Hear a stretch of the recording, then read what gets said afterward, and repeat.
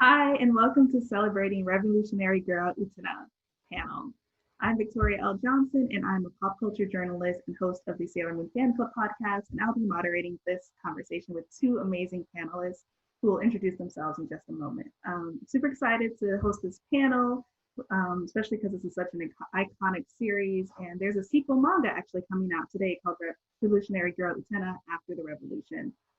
But without further ado, I'm going to hand it off to our panelists to introduce themselves. And how about you go first, Briana?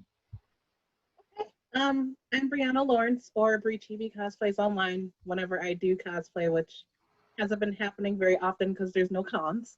But I'm a freelance writer and author. I self-published a magical girl series of my own called magnifiqueNOIR, which features Black queer magical girls. So it's very magical girl inspired.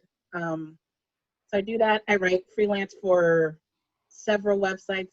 Predominantly, currently, it's Funimation. So I've been writing articles for them and news stories about anime and stuff like that. It's basically everything that my 10-year-old self could have dreamed of doing as an adult. I love that, especially because Utena is available on Funimation. So that's perfect. It's Utena. So okay, we'll get into it at the panel. Yes. Princess. All right. Hi, I'm Princess Weeks. I am a staff writer for the Mary Sue. I also co-host the web series It's Lit for PBS with Lindsay Ellis. And I also run my own YouTube channel, Melina Pendulum, where I talk about all the intersections of like Blackness and nerd culture and pop culture and all that stuff. I'm a huge Magical Girl fan. Like in the background, I don't know if anyone can tell, but I do have like an Anthy Utena print because I love them. And also there's my Magic Knight Ray Earth box set on the corner as well. But yeah, I'm so excited about this because I love Utena. And when I heard about this from you, I was just like, wait, what's happening? What's going on? Why hasn't the gays exploded? Like usually like the gays would have informed me about this, but I was very disappointed that they didn't. So I'm very excited to talk to you guys about it. Yeah, I didn't even know there was a sequel manga until the invite for the panel. And I was like, what sequel manga? What? Yeah, I was like, what are you talking about? Girl, what? No one told me. Like I had no idea. Someone is not contacting the right people. No.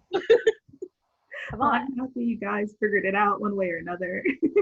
That's awesome. Well, first I just want to know, like, how did you get first introduced to the magical girl genre in general? Well, I'm a Sailor Moon stan, as you know. So Sailor Moon was like my entry point, that in Cardcaptor Sakura, then the terrible Cardcaptors dub. And then I kept hearing about Revolutionary Girl Utena. Like I saw it come up in people's like favorites, even people who didn't really like magical girl anime that much. Mm-hmm. So I'm like, what is this show that so many people love? And so one of my best friends, Sophia, she would cosplay as Anthy. And so like I was like, you know what, it's time for me to get it together.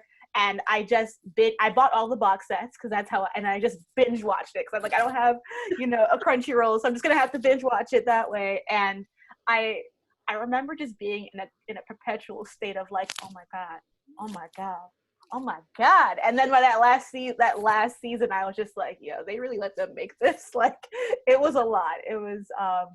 It was a great journey, but it was very emotional. Yeah, that sounds about right. Yeah, I have a similar story because I grew up in the 80s, so I was around when anime was still very, very new. And I grew up on like Dragon Ball and stuff, and then suddenly Sailor Moon was on TV. And I just remember being shocked because I hadn't seen a cartoon that starred a team of nothing but girls. Like it was always like, mostly men and maybe one girl or two. Like as much as I love Power Rangers, it's always like 2 girls and 3 guys or 4 guys because Tommy doesn't know what he wants to do with his life. But I just remember watching Sailor Moon and being like, not only are they like saving the world, but they're also like, they're talking about crushes and feelings and things like that. And it was just amazing to see that on TV. And I remember I didn't even know magical girl was a genre. I was just like, there's this cool thing and there's these girls like being awesome on TV. And I remember I didn't get into Card Captor Sakura because it was Card Captors and it's heavily edited. And I was like, oh, it's just a show about another guy and I'm not super interested. And then I met my partner who became my wife and she's like, actually, it's supposed to be about the girl. They just edited it. And I was like, oh my God, I missed the whole thing. And she introduced me to Utena because she watched it. And like we were talking long distance because we went to do 2 different colleges and she's like, there's this anime series, Revolutionary Girl Utena, and I was surprised that it was so gay because Sailor Moon was so edited that I was like, they put this on like in a cartoon? Really? like you're allowed to do that? Because everything I'd ever heard of had been like, yeah, the Sailor Scouts, like Uranus and Neptune are together, but they're edited, so you'll never see it. And like this character is actually a guy, but it's edited. And then Utena was the first one where it's like, it's not edited.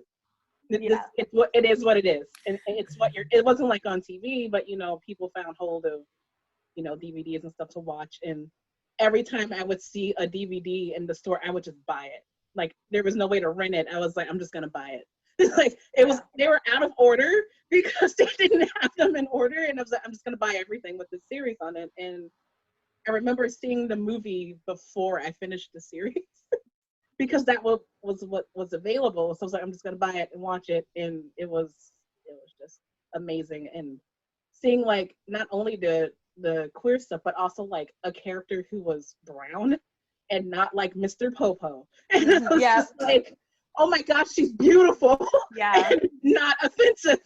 And like has a story. So it was like a huge, huge thing. And it's been like in my heart ever since. So true. Like seeing Anthy and like her melanin is like really powerful, and her entire story arc of that kind of like passive power resistance is so interesting because there's always this, you know, inclination of having darker skinned women being more assertive, and to have her be like this very deeply fragile character with so much strength, but like to be put in that position of the Rose Bride, I just think it's just so interesting because, you know, it's like that and Nadia of the Blue Water, where like the 2 brown girls in animated time, where it's like you have 2 flavors to choose from, which will be yours? And it was just like, I really appreciate Anthy having that bit of rep for us. Yeah, and I just remember the representation was either like Mr. Popo level or like extremely offensive giant lips there just to be like, you know, the caricature of what they assumed was Black. And so seeing like this girl in like this dress and just like being beautiful and like slowly gaining agency through the series, which was like a plot point. And it was like, oh my gosh, and she's here longer than an episode. You know, like right? It's not just like 30 seconds in the background and then it's over. So that like really, really spoke to me. Like eventually we got the whole series, but it took years because it was like spotted. Back then there was no Crunchyroll or Funimation streaming or anything like that. It was like whatever you found in the video store, buy it, because this is the only anime you'll ever see. And it may not be the next time you go.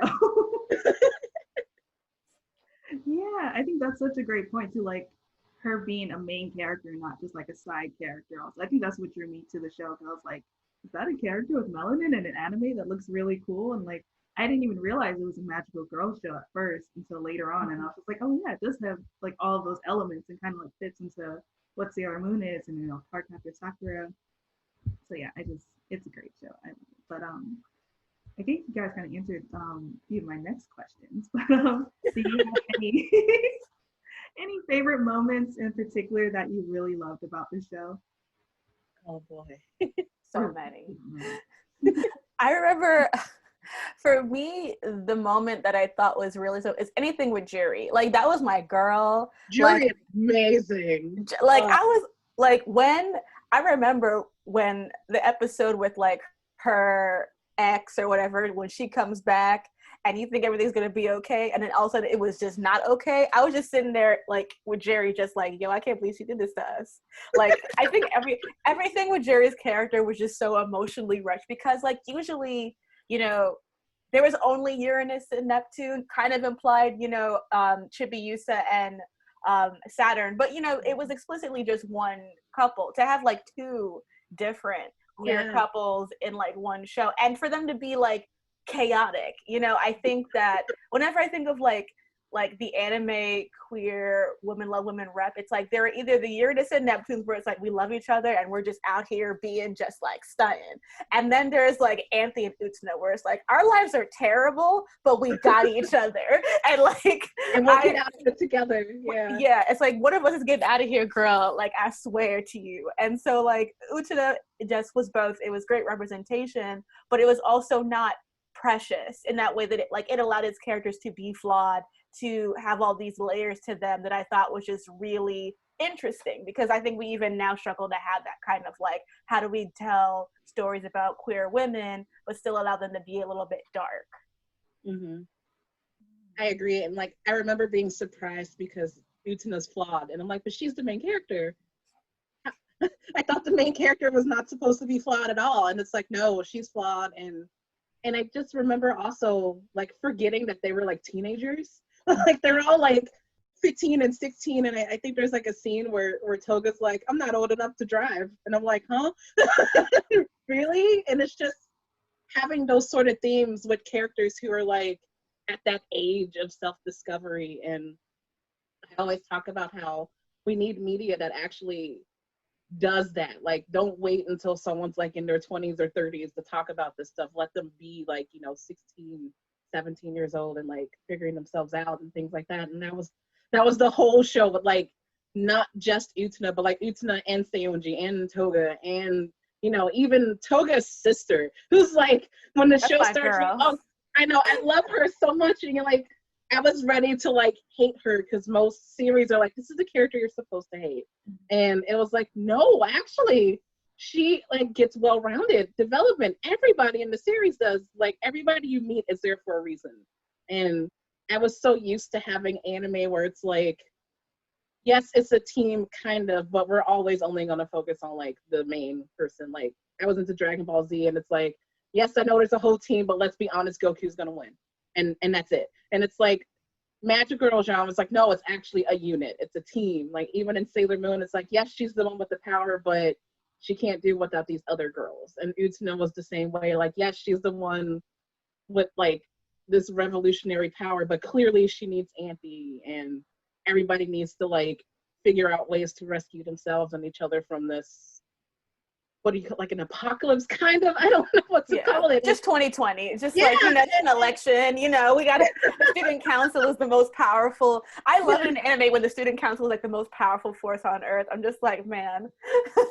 and it's like, it was one of the first series I saw that was like really symbolic. Like this means something else. Like, in the movie, Utena turns into a car, and Anthy has to ride the car out of like terrible place to get to like, this better world where they're like naked and it's barren, but they're away from like this fake world. And that's like the best, like that scene alone is like stuck in my head. Like just them riding in the like desert area, naked, holding each other. And it's like, we don't know what's happening, but it's better than where we were. So this is what we want, and this is the best. And that scene, and like the scene in the series where Anthy like just takes off her glasses and sits them on the desk and walks away. And I'm like, gee.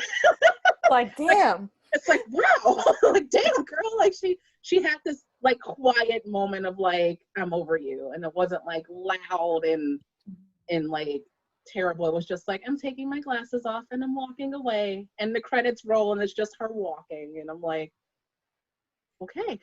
Yep. And I will say the music in this series, like, it's, like, Zetai Ume, like that is great running music. Oh my God. You can just be on the elliptical and you just like are powering through that stuff. Like the music really is iconic, and it's like I think of like all of the little musical cues and how like I keep coming back to them. Like it never felt repetitive for me. So I definitely love the music in Utena as well. I think that's equally iconic.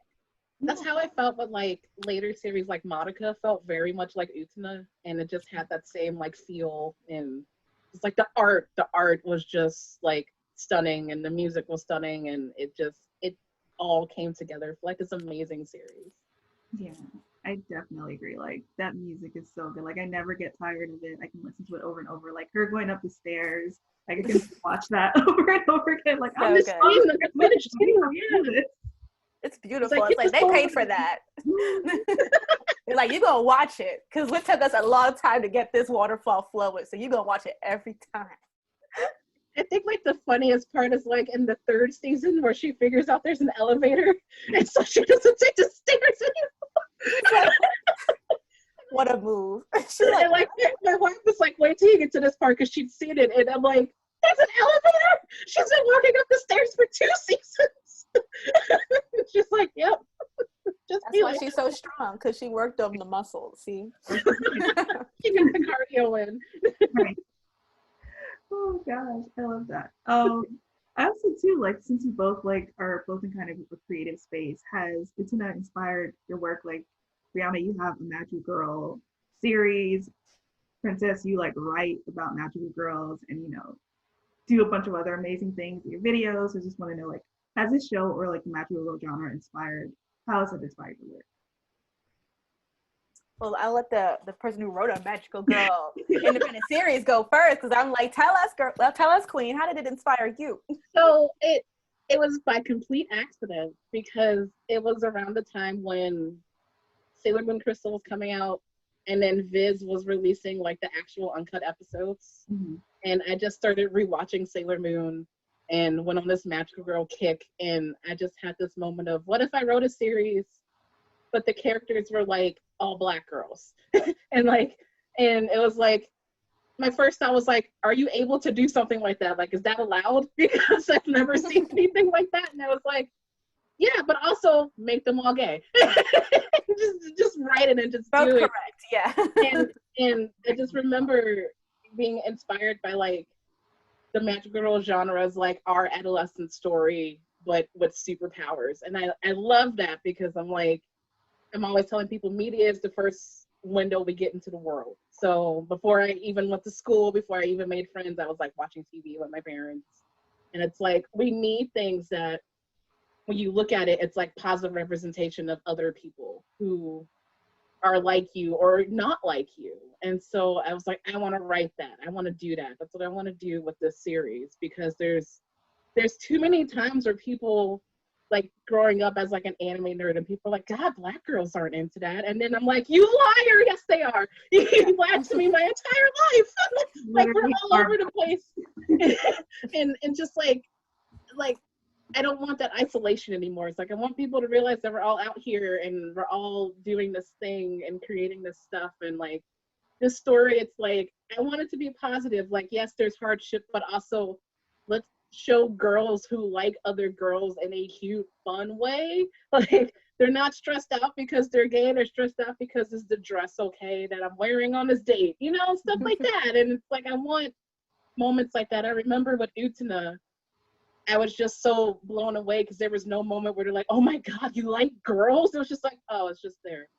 It's there. It's part of the story. Deal with it. And it's like, I remember in the movie, Utena and Anthy just kissed. And I'm like, no one's going to say anything? Like, no one's going to like protest? No one's going to like be like, oh my gosh. They're just like, oh no, yeah, people gay. A million moms is going to send a bunch of letters to the network.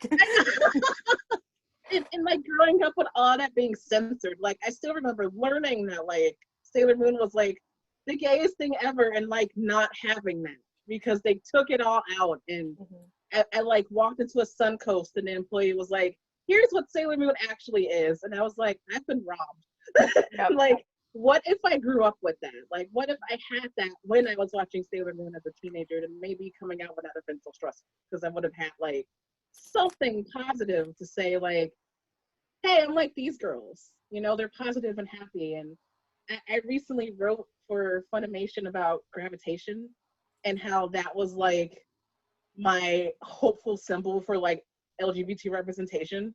And I remember when the comments was like, that series is like, okay, this was 20 years ago. It was 2001. I had 0 things to look to that were positive, except fanfic. And so seeing like a series that was like, well, at least they're not like dying or like in the background, and then realizing that like I missed out on the magical girl genre because they cut it all out. And I was like, okay, I'm gonna write something. It's not edited. It is what it is, and it's presented as it is, and I'm not gonna hide it. So that's what that series became. That's amazing. I think I agree with a lot of what you said. I definitely know that feeling of loss. Like, I remember what got me into watching subbed anime and switching up from just watching it like on dubbed on Monday mornings was just realizing that, like, with Cardcaptor Sakura, that there was so much queerness that I was clocking subconsciously but wasn't being affirmed to me. And just like all of the marketing decisions that were made around that series, and I remember just being so saddened about the fact that, like, so you with Sailor Moon felt that incest was more tasteful, like, than them being queer. It's like, we're cousins. It's like, but they're like, they still keep in all the like romantic scenes. They keep them all in, and it's just like confusing because I'm like, I don't really think they're cousins though. You can but really I know matches in this series. But for me, what Magical Girl anime has always represented, and I look at all my favorite ones, is that, like, your greatest strength is the belief and hope that you have in yourself, but your greatest enemy is also the doubt and fear that you instill into your heart. Because that's always what these characters are pushing and pull from. Like, all of the big villains are always like the foil of you, the parts of you that don't know how to let go, the parts of you that are stuck in gender norms, or the parts of you that you know, ideal and close off to yourself. And I think that in my work and like my fictional work is always a part of what I feel like the lure of destiny, you know, how you answer the call. Like, what I always say about my girl Usagi, and I don't care what anyone says, is that, like, she was 14 years old, she was not ready for this, she was not prepared, but she still did that shit. She did not have to save y'all all them times and then give y'all a utopia, but she did that for y'all. So, like, how about some thank yous? Yes, her man had to save her because he loved her. That's okay. Anyway, sorry.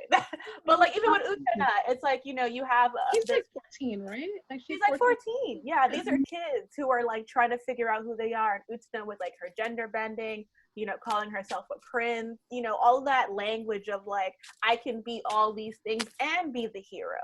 You know, all that stuff is affirmed. So I'm like, if you're a non-binary person, you can look at Utena and see strength in that, heroism in that, you know, here like all of that in that character. And I think that what Magical Girls always taught me is that queerness, you know, femmes, women, queer women, we all have a place in the magical universe. And sometimes it really relies on us to find a community of people that see that in us and bring that out and nurture that within us. And that's where the real power comes from. I love that. You were talking about them being like how Sailor Moon is so young, and that hits really hard because especially as like Black women, we're expected to be so grown up at young ages, but also criticized for being too grown up at young ages. So it's like I remember seeing a post, and it was like a couple of weeks ago or months ago. It's 2020. It's hard to keep up with like what's time going is on weird. But like there was like the image of the Black girl, the little Black girl at a protest, and people were like, oh, she's so strong, and a lot of us were like, she's a child. Like, she's a child, but you guys keep like making these girls grow up, and they should be able to remain children. And I remember watching Sailor Moon at a young age, the way it's presented, I'm like, okay, why isn't she growing up? Like, she needs to get on it. And then when I got older and looked back, I was like, oh my gosh, she's 14. She's a 14-year-old girl, and she's expected to save the world countless times. And every season where she does it and gives them peace, they pull her right back in. And it's just like, I actually like wrote an article where I like apologized to like all the 14-year-old protagonists that I like gave a hard time when I was a teenager, because you're expected to like, why don't you know how to do this? And then I looked as an adult and I'm like, because you should be able to eat ice cream and date boys or girls. But instead you like have to go fight monsters every day. But that's real life for a lot of like women, especially women of color. Like, we go fight monsters every day in our own way, and it's at a young age. And my wife is white, so she doesn't have the same experience. And like, I had these hard conversations with my mom about being knowledgeable about these really hard topics that I shouldn't have to talk about at the age of like, 14 or 12 or 10. And it's like, but I have to know. And it's like watching these series where characters do that, but also have time to be like themselves is really important. It's like, as much as the academy Utena goes to is a mess, she also still gets to be like, I'm gonna explore being a prince, and I'm gonna like do these things that I want to do. Even if I have to save all of you, I'm still gonna take time for Utena. And it's like, yes, thank you. And like, even at Sailor Moon, it's like, yes, I have to save the world, but also the guy at the arcade is really cute. So I'm gonna go to the arcade and like hang out at the arcade. And it's like, thank you. Thank you for showing us like that, like multifaceted personality of women at a young age. It's amazing. Absolutely. And I think that adultification, especially with Black women, like it hits us so differently, because I just did a video about girlhood for my channel, and it's like Black women, like statistically, are just before the age of 6 thought to have experienced and know so much. And I definitely agree with that whole idea of like, I didn't like Usagi growing up. You know, Sailor Mars was my favorite scout because she felt the most Black. I was like, yeah, she's like, why can't you do this? And I was like, she's the most mature, and yeah. Yeah. She was about that, like Jupiter and, you know, Jupiter and Mars are Black. We know this. Those are us. We're like we out here cooking and being cute and love and being priestesses sometimes, you know, that's us. And I felt so Usagi at that time felt so othered to me, because I'm like, you have to give up your childhood now. Like, you have to do it this way. And I think, especially with shonen, where there is almost no emphasis on childhood and only ever emphasis on the training and the struggle of doing all of that, unless you get filler, it almost seems absurd sometimes to watch these girls try so hard to hold on to these aspects of normalcy, because it's like, well, you have to give that up because you're a hero now. And I think as an adult, you know, it's like, yeah, I pay bills, but I would also just like to have my figures too. I would like to just be able to like do what I want, but also like do my responsible stuff too. I budget, you know, and I think that as an adult, I appreciate so much more that Magical Girls gave me a template for that sort of self-care, you know, and that they get to be romantic heroines, that they get to be queer romantic heroines, that that death is not the end game for them. It is always like a progress. And I think that is so important. Yeah, I think it's so important. Like, we get happy endings, we get good endings for queer couples and couples in general. But yeah, what was I gonna say? Yeah, I think that's one of the reasons why I really identified with Usagi, just like having to feel that like unwillingness to grow up, but like society pushing me to grow up and just not wanting to. Yeah. And I think that's just like one of the many reasons why I identified with Usagi as well. And to just bring it back to Utena, what I think is interesting about her is that she represents that kind of way, like there is the queer reading of her where you could see her as like a non-binary character, but you can also see her as someone who rejects femininity so hard because she is afraid of what all of the pressure of being seen in a feminine space looks like. And so she defaults to this prince mentality. And I think a lot of us, we try to erase that softness in ourselves. We try very hard to like be tough and be more boyish because people respect that and people see that and look to it with authority. And when it comes to softness, to girliness, like you think of Anthy, who is so hyper feminine, and how she is stepped on and abused by people. They don't even see her power because she's so femme. And I think even in that nature, you have a show that really explores that. Both of those things are illusions. Like, it doesn't really reach the center of who Utena is or who Anthy is, but because that's what people initially see, that is the first hill that they have to overcome as just characters in their own story, is the assumptions of gender norms that are being thrust onto them so consistently.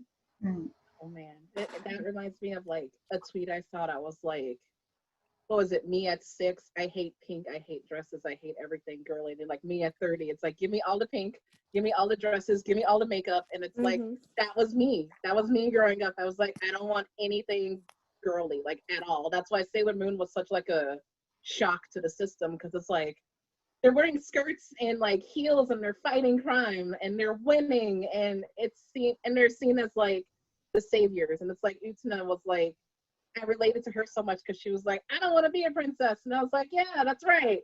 But it also explores like the why. Like, why don't you want this? And it's like, who did this to you? Who made you think that this was like inferior? and it's like, oh, and just examining that aspect, because that growing up, I was like, give me all the genes, give me everything deemed boy, because girl is seen as like, flighty and silly and worthless and not worth your time. So I like rejected all of it for a very long time. And then thanks to the power of like anime and cosplay, it was like, oh, actually I do like makeup. I do like all these things, and just dealing with that, and the fact that Utena is dealing with that at like the tender age of like a teenager. It's just like, wow. I've done panels at cons. I've done like LGBT panels, and I remember like kids in the panel talking about being non-binary and all these other identities and being scared. And I'm like, you are so further than where I was, because I'm in my 30s and we did not have conversations like that. And the fact that you're like out here saying that you want to explore this, like, we didn't talk about that. We didn't do that. We didn't talk about exploration.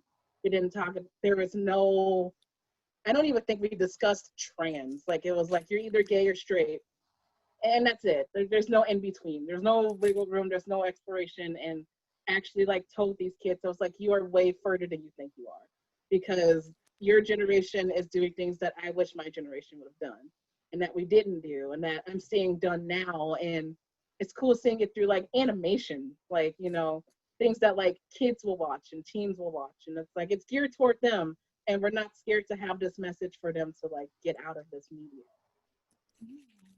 I think that's what brings it back to what you said, what's so important about representation. Because even when you think of a character like Utena, she probably may have only wanted to be a prince because that's the only type of person she saw that was like adventurous and cool. And it's like, oh, like I've never seen a princess be like this, so I'm going to be a prince because I want to be these things. And just through media representation, we've been able to see that that's not always true. Like, you can be girly and you can be femme and you can also be a badass fighter. Mm-hmm. Heck yeah. Yeah. I'm wondering too, since the sequel manga is coming out, what would either of you like to see in the sequel manga? Jerry being happy. I mean, I hope that she got a new girlfriend, somebody who go love her and braid her hair or something for her, grease her scalp and shit. Like, I hope she's thriving. I hope Anthy is thriving. Oh, me too. I hope Toya's sister is thriving and like has broken through all those incest barriers that was in her spirit, because that was that did not slay. So yeah, I hope they're doing well. I hope they're thriving and drinking some good juice. That's what I want for them. No more stress. But they're bullet girls on and good to go.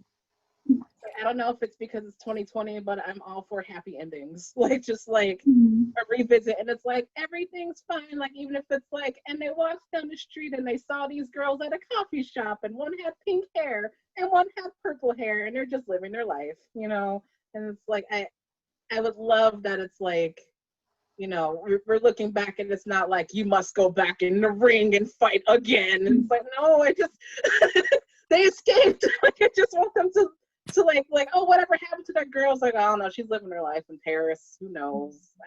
I read like the snippet that was on Viz, and it's really interesting. So I'm wondering what's gonna happen, because it stops at like a part where I'm like hitting the button to keep reading and there's no more.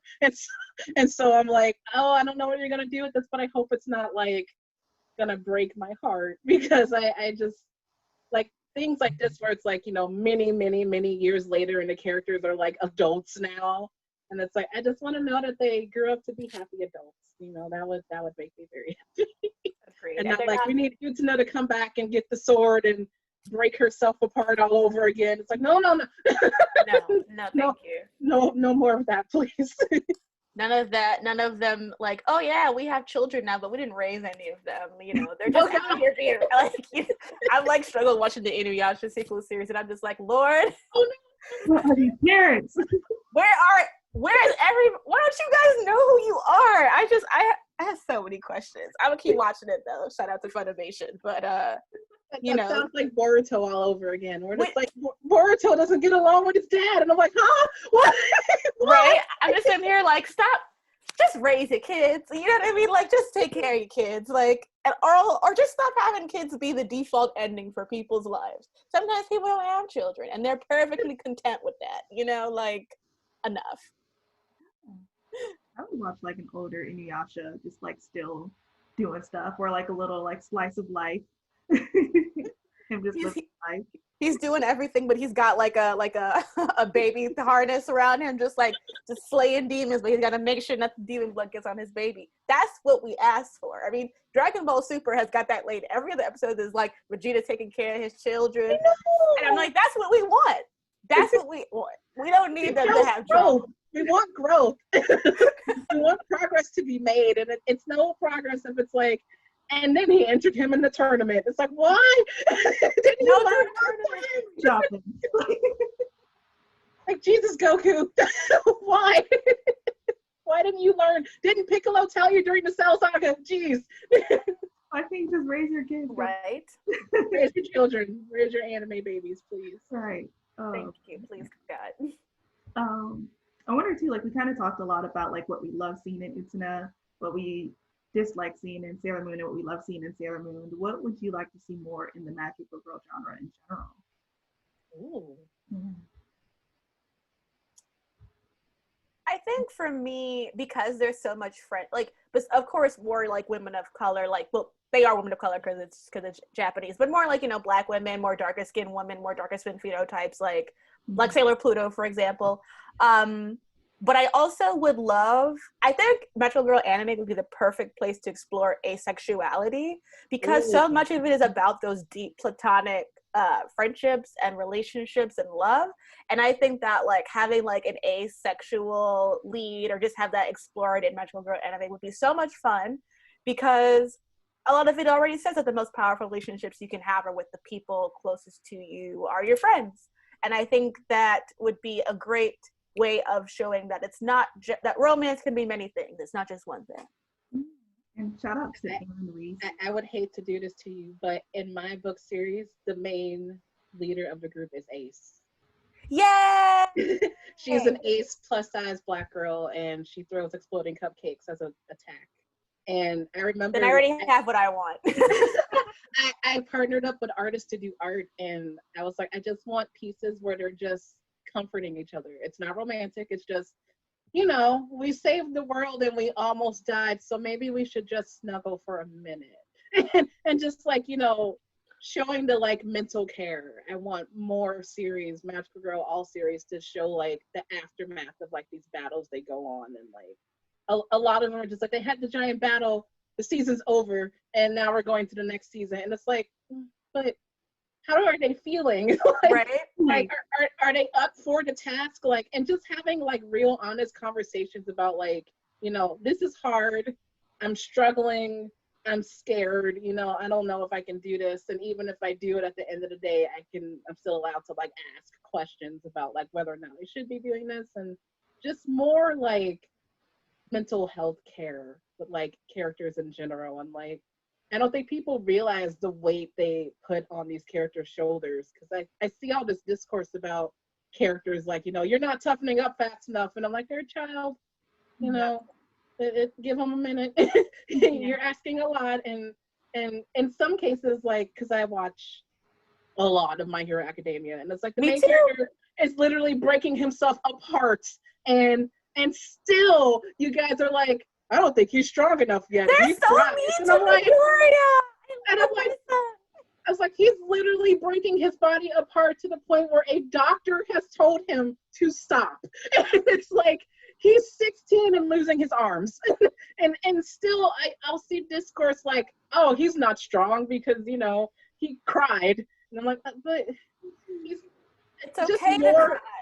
Like, let more characters cry, actually, and not just because they're sad. I remember I really liked characters like him and like other characters like Sailor Moon and stuff, because they cry when they're happy.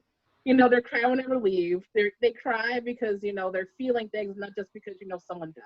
So it's like more of that too, with just like a range of emotions, and not like the typical, I'm showing emotion because, the city is burning down into 1,000 pieces. And it's like, no, just let them be emotional, period.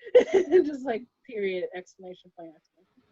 I so agree. I get into arguments with my partner about this too, because of course she's a Bakugo stan. And there's nothing wrong with Bakugo, but I'm also just sitting here like, but Midoriya is I won't let her listen to this because she'll be so upset. I love both of them, but Midoriya is my sweet boy, and he is doing his best. He is. He really is. And I just want more realization that people are rushing people's progress because they're like, why isn't he good yet? It's like, I don't know. He hasn't had a quirk for his whole life.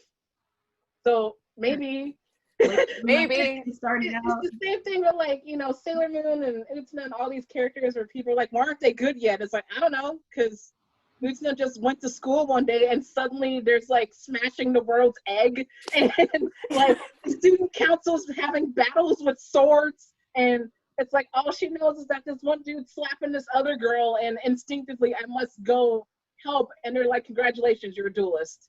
It's like, what? literally Utena said patriarchy is bad, and they're like, so do you want to save the world? And it's like, she's like, I guess. Right. I mean, you want to take down the patriarchy, it's basically the same. Right. We do that all the time, don't we? Because we'll be like, man, racism's bad. And like, really? Do you want to fight the like, it's like, Right. I just said racism's bad. I don't want to like start a riot. I'm just like stating a fact or something that should be a fact. Like, you know, it was like, you shouldn't slap that girl. And it's like, yeah, you shouldn't. And they're like, take a sword. Mm-hmm. We're not more enemies. God. Yeah. Oh, yeah. But it is so great. It's such a good series. And I think back to like My Hero Academia definitely is the first show after Gurren Lagann and Sailor Moon that I felt that kind of like hope and like love and like this character's trying their best and like they're amazing and I'm gonna root for them. Midoriya is definitely Soggy Child. I'm like, you was watching Sailor Moon, girl. I know he's a fan. I could just sense it in him. He good. I couldn't believe that like he went through this whole thing and All Might was just like, this is what heroes do to be strong. And then he met Aizawa and Aizawa was like, no, we don't break ourselves in this school. And I'm like, oh my God, a teacher who said it. Right. The teacher was like, I don't think you should be doing this.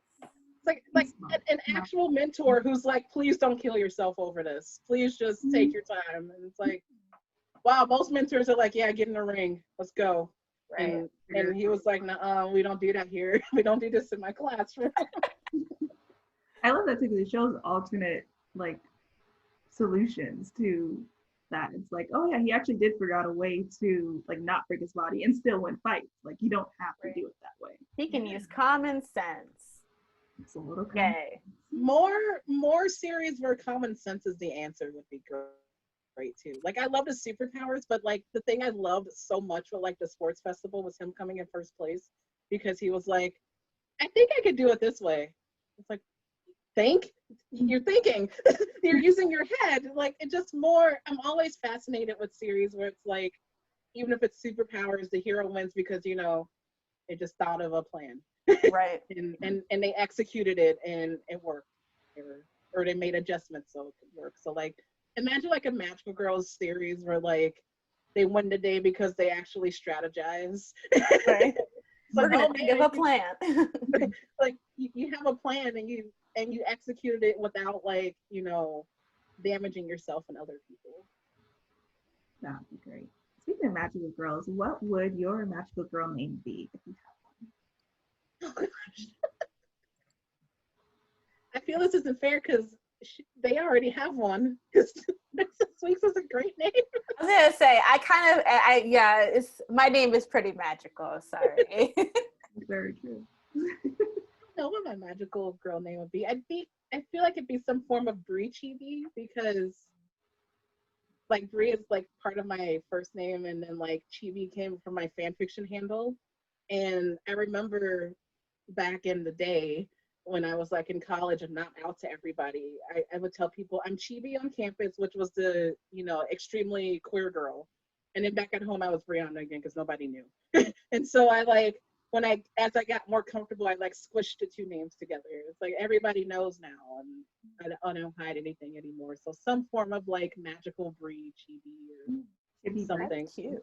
I need one of those like generators that's like, you know, take the first number of your like birthday and combine it with like this number and then you get a magical girl name. I love Brie Chibi or Chibi Brie. I think that's cute. Awesome. Yeah. I accept. Thank you for entertaining my questions. And thanks so much for being on the panel. That's actually, we're wrapping up. This was Yay. so dope. This was amazing. I love This this. was really, really nice. Like, this is also a nice way to celebrate the anniversary. And it was like a nice, like, so many panels are like, you know, business related or like stress related because we're talking about the state of the world. And this one was like, let's geek out about magical girls for an hour. And I was like, thank you. That'd be great. Yes, I would love that. I have another, More panels like this, please. I try, to make a little space for positivity in the world every so often. We definitely need that. So. Especially when, we're all Black creators and Black people and Black femmes, and just be like, let's just talk about nerd stuff without having to like talk about everything else. That's horrible. And we go on tangents about other series. Right? But we bring it back, and that's all that matters. Yeah. We're all on the same wavelength with series, though, so it's amazing. Right? Yeah, that was awesome. You guys were perfect. But what is next for both of you, and where can people find you?